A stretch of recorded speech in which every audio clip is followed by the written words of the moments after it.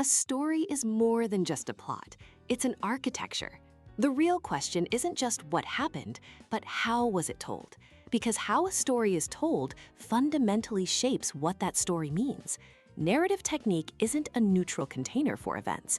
It's an active creator of meaning. Take perspective. A story told in the first person, like The Great Gatsby through Nick Carraway's eyes, pulls you in close. It feels intimate, personal, but it's also trapped inside one person's head. It's subjective, limited, and you have to constantly question its reliability. Contrast that with an all-knowing third-person narrator. You lose that close personal intimacy, but you gain a bird's-eye view, a sense of authority, and a more complete picture of the world. Neither is superior. They simply build entirely different realities for the reader. The same is true for a story's structure, its skeleton.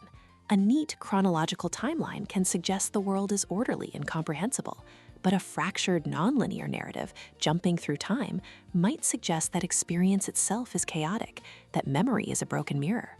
Structure embodies a worldview, and within that framework, pacing is the heartbeat.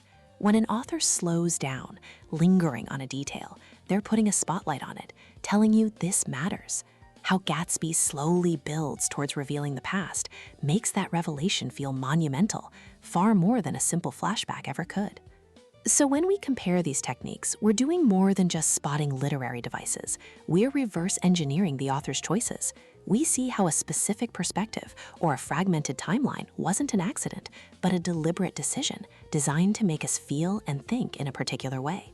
Technique isn't just decoration, it's the very engine of a story's meaning.